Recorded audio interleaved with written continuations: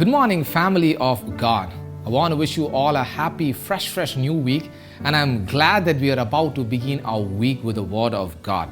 Now, the verse for this week comes from the book of Matthew, chapter 15, verses 17 and 18. Matthew 15, 17 and 18. And Jesus says, "Do not think that I came to destroy the law and the prophet. I did not come to destroy, but to fulfill. Verily I say unto you, till the heaven and the earth pass away, one jot or one tittle by no means will pass away from the law until all is fulfilled." Now, Christ's doctrine and work did not have the mission of abolishing the law, but to fulfill it. Now, the question is, how do we understand these words of Jesus in the context of the Sermon on the Mount?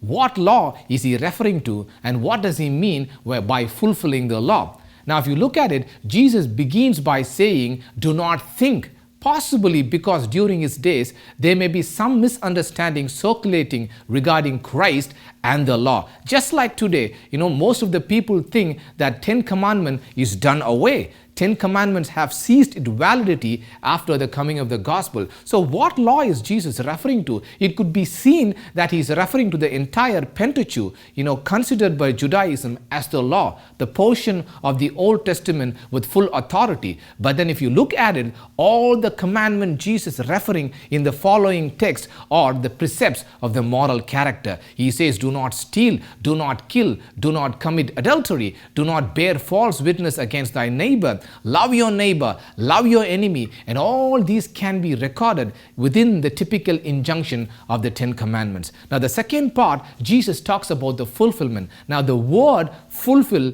has multiple and complementary meaning. It can be translated as to obey, to observe, and to keep the law. At the same time, it can be also translated as completed, to carry out in full realization. And also, it can be translated to personify.